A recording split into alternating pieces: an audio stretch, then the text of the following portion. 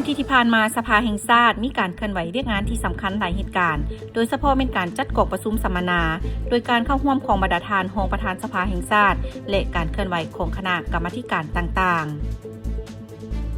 เริ่มต้นจากคณะบริหารงานพรรคสภาแห่งชาติได้จัดพิธีมอบใบยั่งยืนหน่วยพรรคปลอดใสเข้มแข็งและนักแน่นประจำปี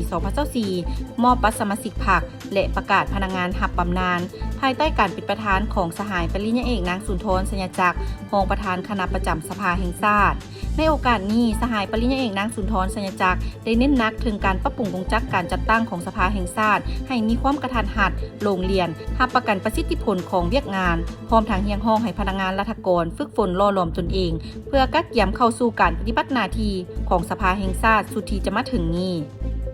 นอกจากนี้ยังได้เน้นถึงการกักเกี่ยมเนื้อในให้แก่กองประชุมสมัยสามัญเทื่อที่ 10 ของสภาแห่งชาติสุดที่ 9 ได้สุ่มใส่การกักเกี่ยมให้แก่การเลือกตั้งสมาชิกสภาแห่งชาติสุดที่ 10 และสภาประชาชนขันแขวงสุดที่ 5 ให้ได้รับผลสำเร็จ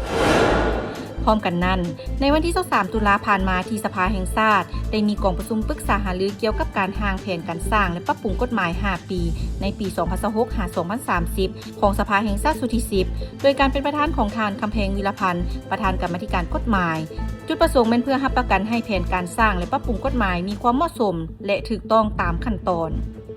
ห่างแผนการดังกล่าวมีกฎหมายทั้งหมด 90 ฉบับในนี้20 ฉบับแม่นสร้างใหม่ผู้เข้าร่วมจาก 10 กระทรวง 1 องค์การและธนาคารแห่งสาธารณรัฐประชาธิปไตยประชาชนลาวได้ประกอบความเห็นต่อการกักเกี่ยมความพร้อมของห่างกฎหมายที่อยู่ในความรับผิดชอบของตน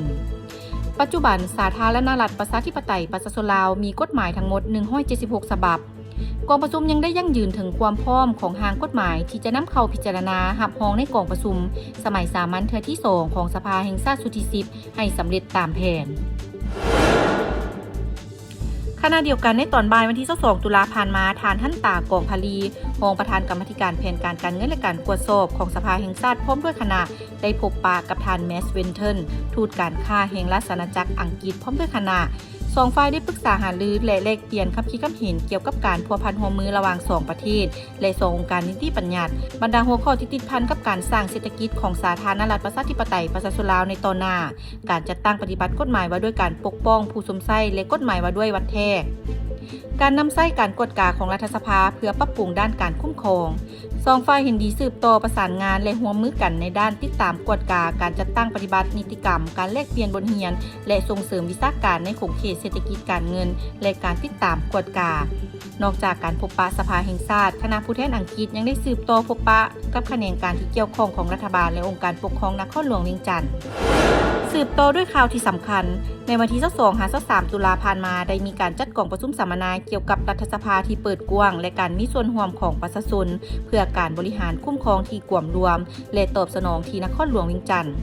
ประธานหัวเมนทานสัญญาประเสริฐประธานกรรมาธิการการต่างประเทศผู้ต่างหน้าจาก OIF และ PC Asia ผู้แทนจากสาธารณรัฐประชาธิปไตยประชาชนลาวกัมพูชาไทยเวียดนามและองค์การจัดตั้งสากลเข้าร่วมจุดประสงค์เป็นเพื่อปรึกษาหารือแลกเปลี่ยนบทเรียนและถอดถอนประสบการณ์เกี่ยวกับการปฏิบัติหน้าที่ของสมาชิกรัฐสภาในการส่งเสริมการมีส่วนร่วมของประชาชนการสร้างความไว้วางใจระหว่างผู้แทนได้รับการเลือกตั้งกับประชาชนทางสัญญาประเสริฐได้เน้นว่าประธานสภาแห่งชาติได้ขยายช่องทางการสื่อสารผ่านสื่อต่างๆโทรภาพวิทยุเวทีดิจิตอลเพื่อให้ประชาชนเข้าถึงการอภิปรายในสภาและข้อมูลกฎหมายได้ง่ายขึ้น